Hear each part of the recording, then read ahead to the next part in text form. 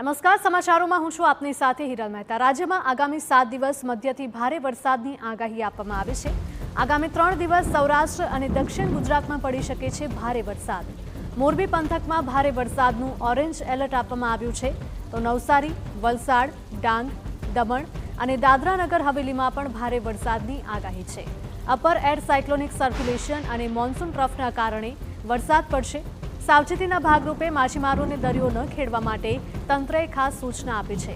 બંદરો ઉપર જાહેર કરવામાં આવ્યું છે 3 નંબરનું સિગ્નલ।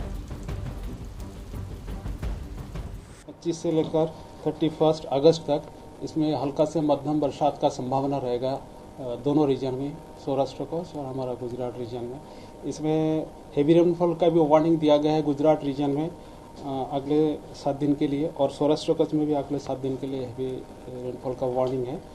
अभी पहला 3 दिन गुजरात रीजन के लिए heavy to very heavy orange warning के साथ वार्निंग दिया गया है। इसमें जो आइसोलेटेड प्लेसेस में heavy to very heavy rainfall होने का संभावना है नवसारी, वलसाड, डांग, दमन, दादरा और नगर हवेली के लिए। और बाकी जो डिस्ट्रिक्ट है इसमें हेवी रेनफॉल का वार्निंग आइसोलेटेड प्लेसेस में येलो वार्निंग के साथ दिया गया है।